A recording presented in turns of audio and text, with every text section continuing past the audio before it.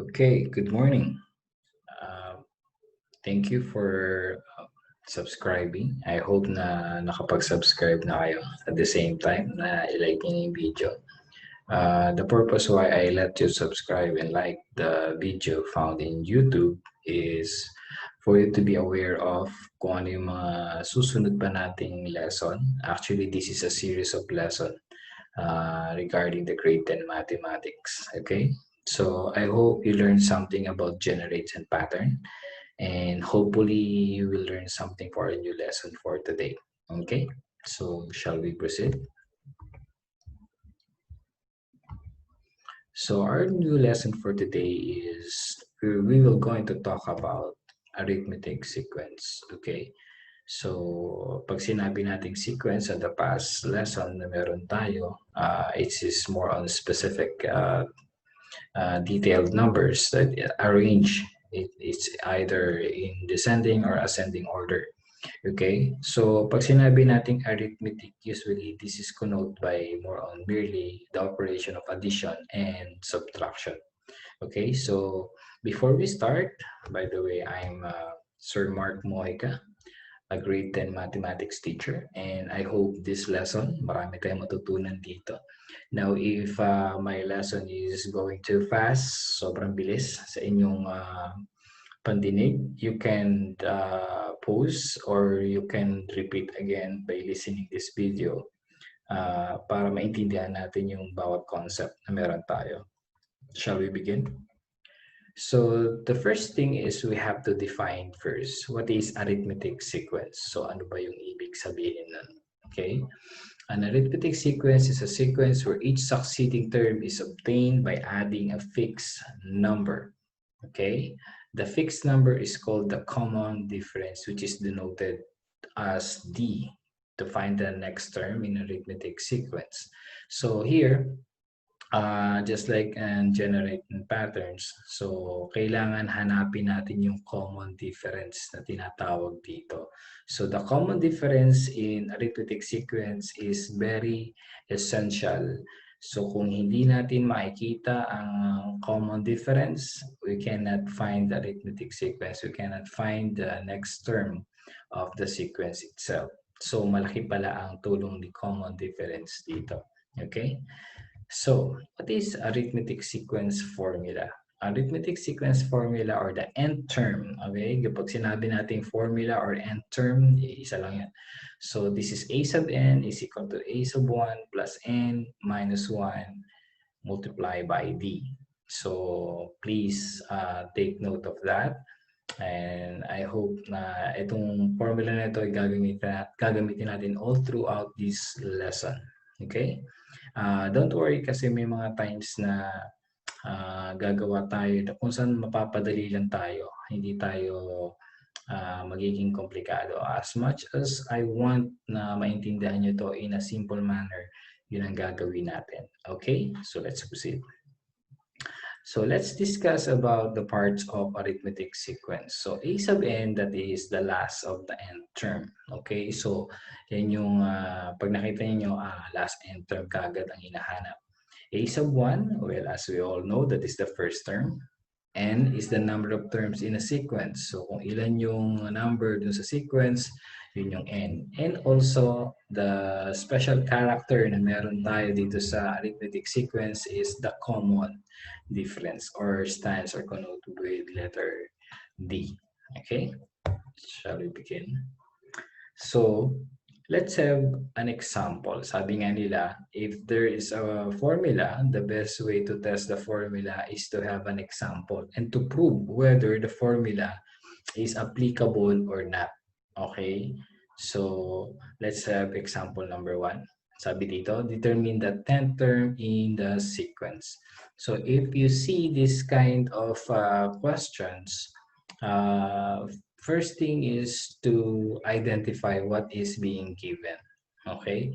Kailangan alamin muna natin kung ano yung given. Okay? So, sequence na meron tayo is 4, 6, 8, and 10. And if you try to analyze yung 3 dots, so this is actually infinite. But naging finite siya because of the question to determine the 10th term. Okay, 10th term ang hinahanap natin. So what are the given? Given, number 1, ang tinatanong is yung a sub 10. So hindi natin alam kung ano yung ika-10th term.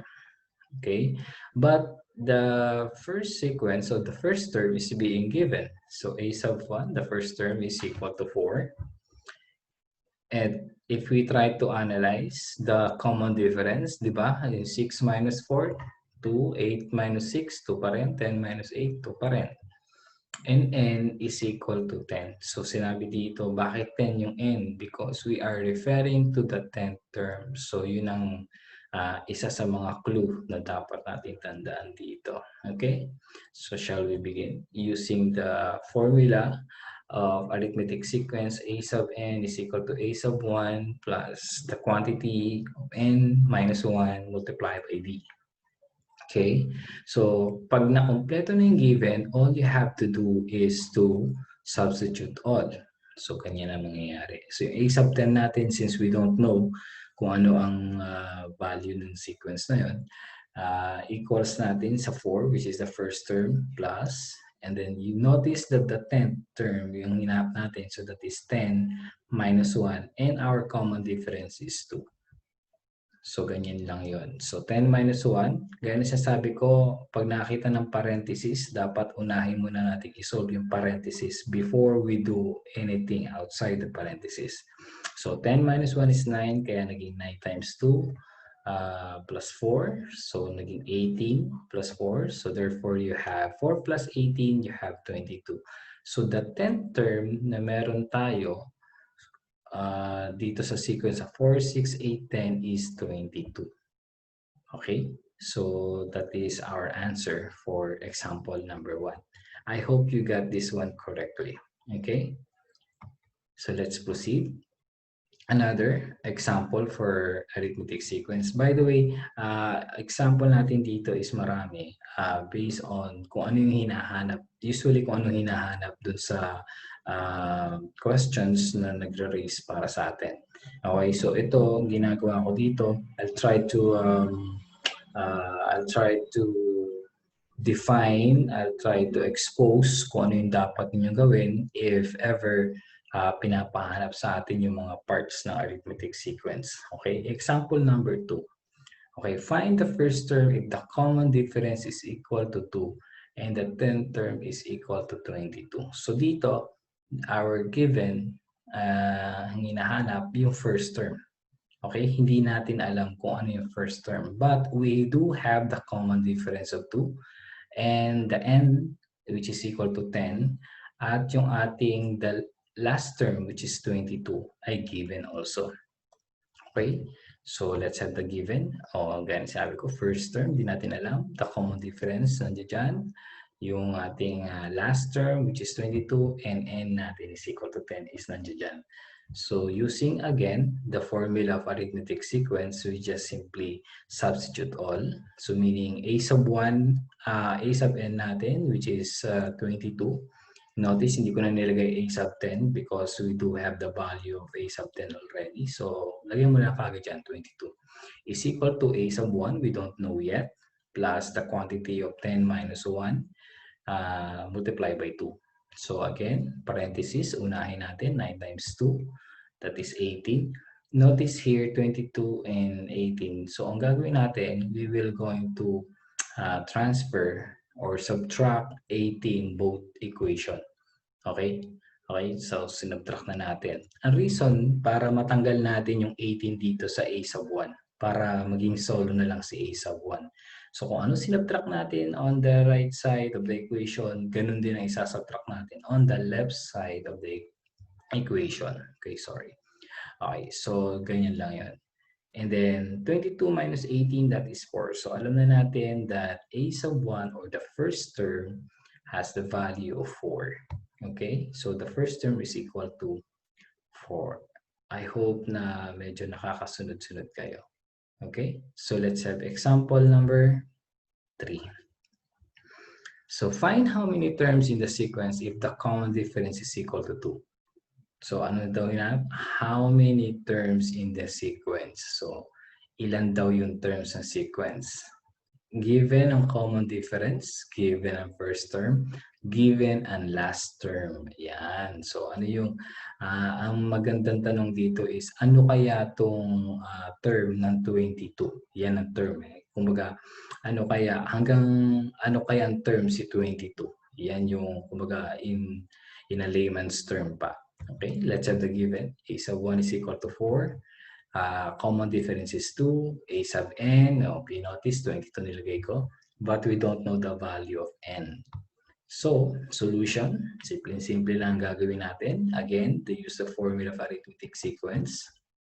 So, this is 22 is equal to 4 plus the quantity of n minus 1 multiplied by 2. So, therefore, this is, you notice ano nangyari dun sa, hindi naman natin kayang i-operate yung n minus 1.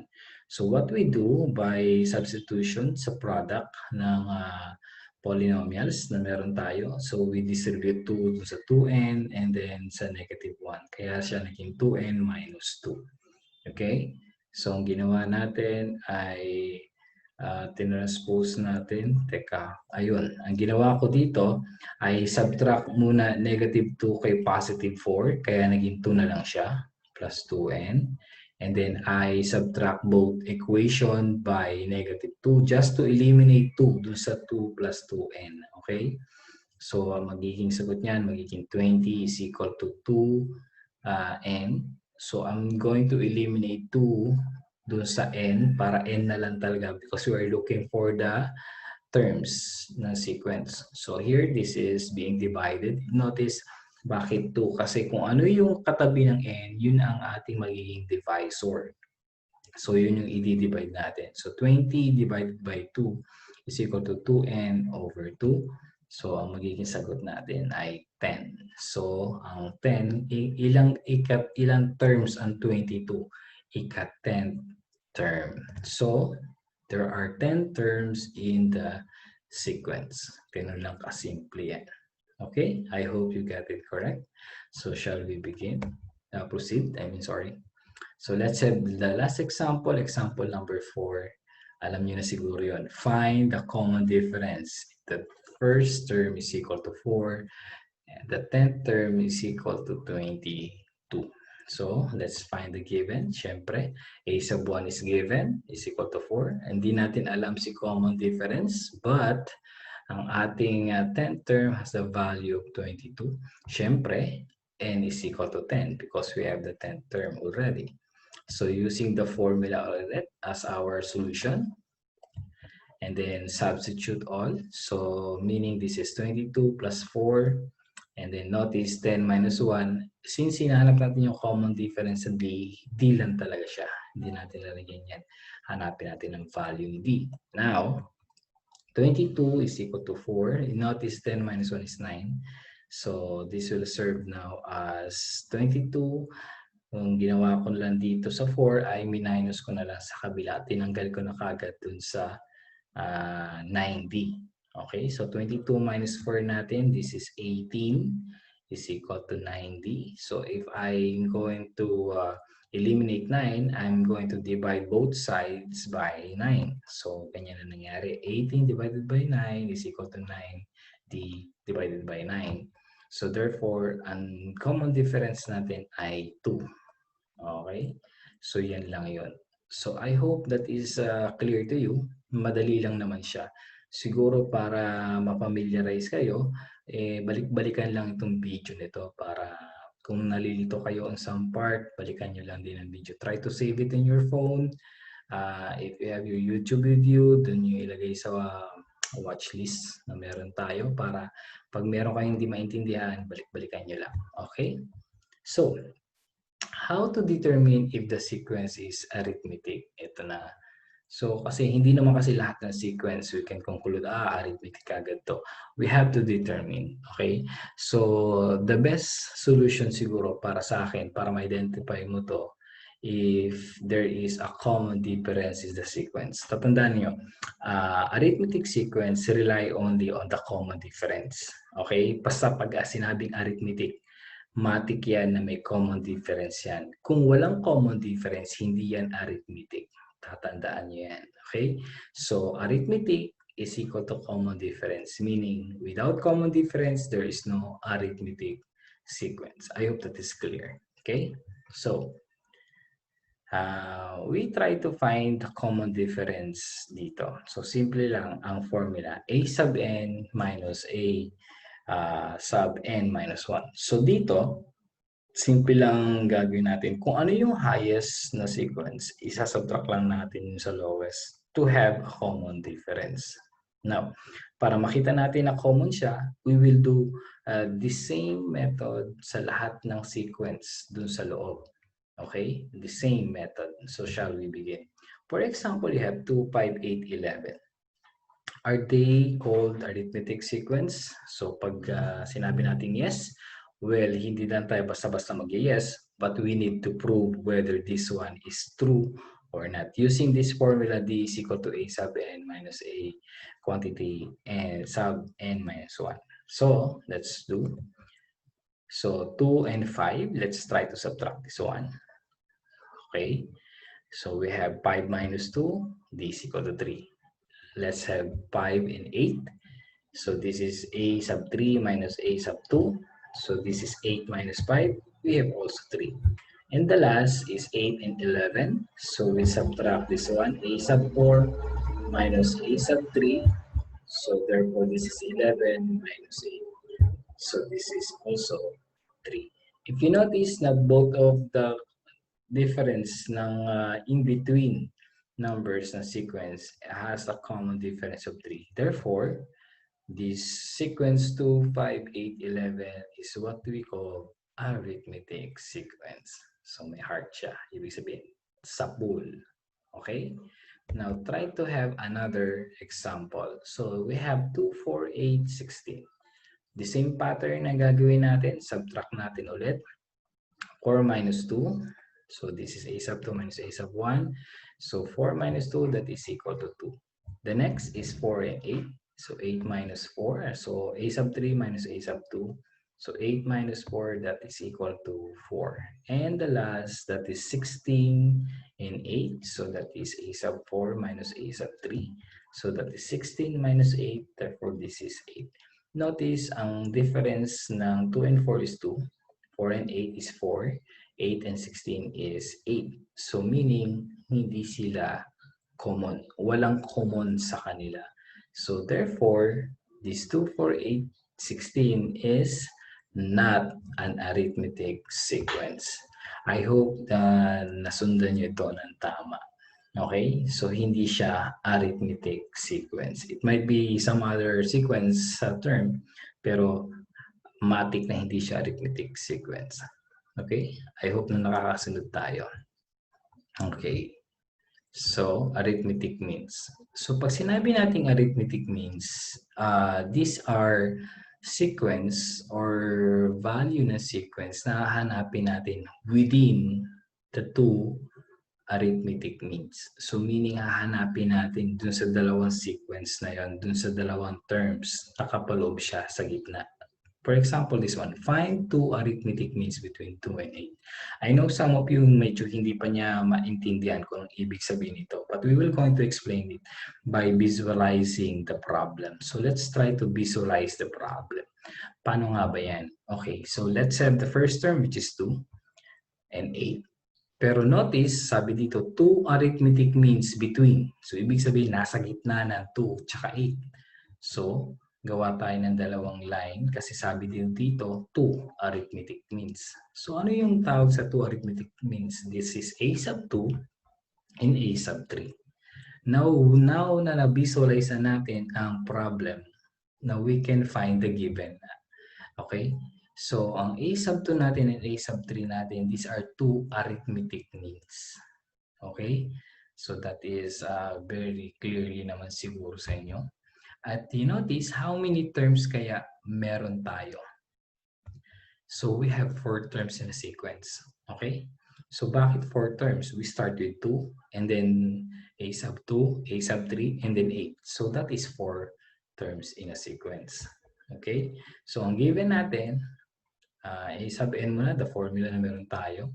A sub 1 is equal to 2. D, hindi natin alam since we are looking for D, and A sub 4 natin is equal to 8. So notice bakit A sub 4? Because that is 4 terms. So that is N is equal to 4. Now, let's try to substitute. So this is 8 is equal to 2 plus 4 minus 1 and then D. So therefore, this 8 is equal to 2 plus 4 minus 1 is 3D. So minove natin yung 2 sa kabilang side. So yung positive naging negative. So 8 minus 2 naging 6 is equal to 3D. And therefore, dinivide natin yung 3 sa 6. Therefore, we have 2. Okay? Since the common difference na meron tayo is 2, we can now find the A sub 2 and A sub 3, or the second term and the third term, by simply following this process. Okay, A sub 2, i-add lang natin ng 2 yung first term, we will have the second term. Ganun lang kasimple yun. So meaning 2 plus 2, so 4. So meaning 4 ang ating arithmetic, ang second term natin has the value of 4. Let's have A sub 3, the same process. Yung i-add natin ng 2 yung second term to have the third term. So meaning this is 4 plus 2. Therefore, A sub 3 is equal to 6. So now, nakompleto na natin kagad yung ating arithmetic means. Note, pwede nating padaliin ang ating mga formula by simply following this one. Instead of going back to arithmetic sequence formula, pwede natin gamitin ito para mas mabilis. So, ang kailangan lang natin dito yung last term, yung first term, at kung how many terms. Ganun lang kasimple. Makikita na kagad natin si common difference. Okay? So, try natin.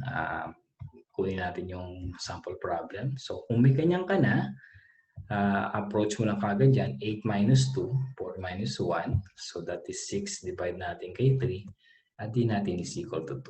So mas mabilis siya compared dun sa babalikan natin si arithmetic sequence. Pero kung hindi nyo siya memorize, well, I suggest to go back to arithmetic sequence pa rin. Okay? So let's have another problem on this. Okay?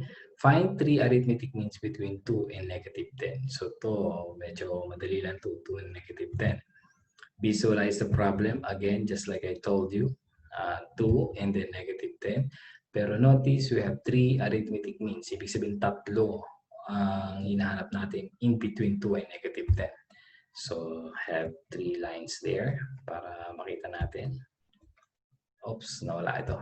A sub 4. So, meaning tatlo yan sila. A sub 2, A sub 3, A sub 4. Meaning, the second term, the third term, and the fourth term. Hinat natin. Now, if I'm going to ask you how many terms do we have, the answer should be 5.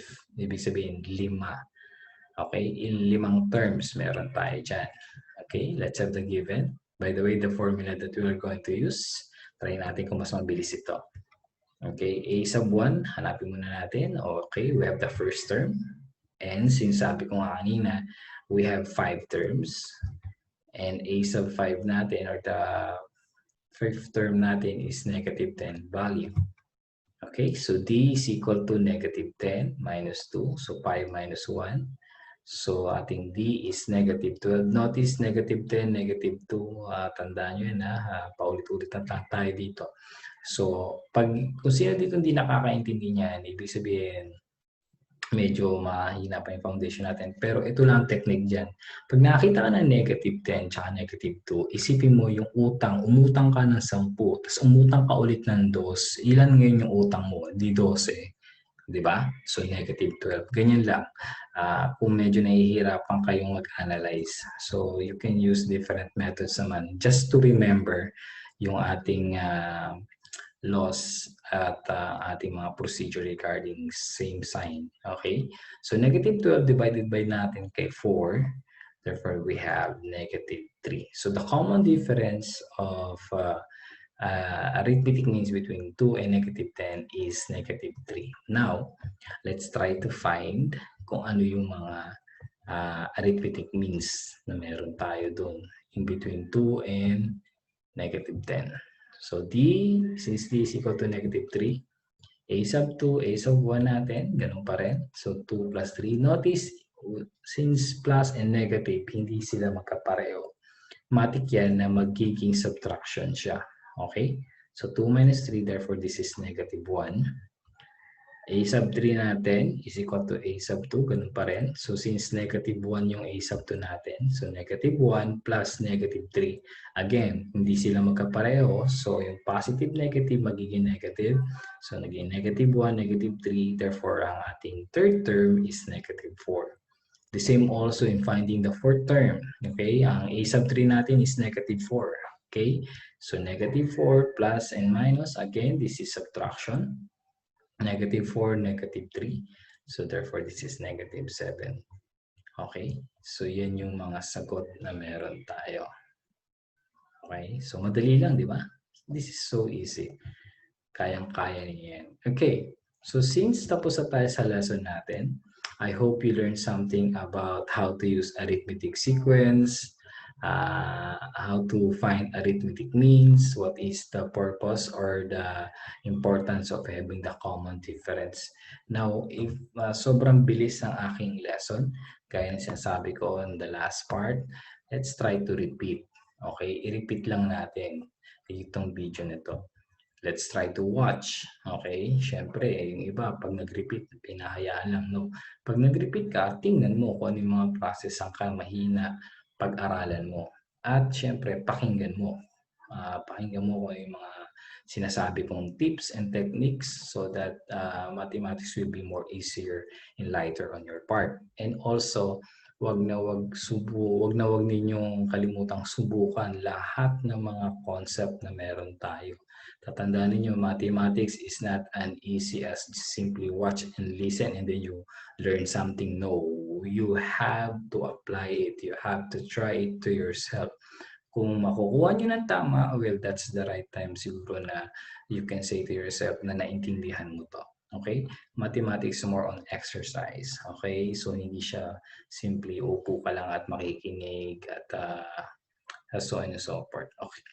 So I hope you learned something for today and see you on the next vlog. Again, please like and subscribe ulit para ma-notify kayo sa susunod na lesson na meron tayo. Okay? God bless everyone. See you.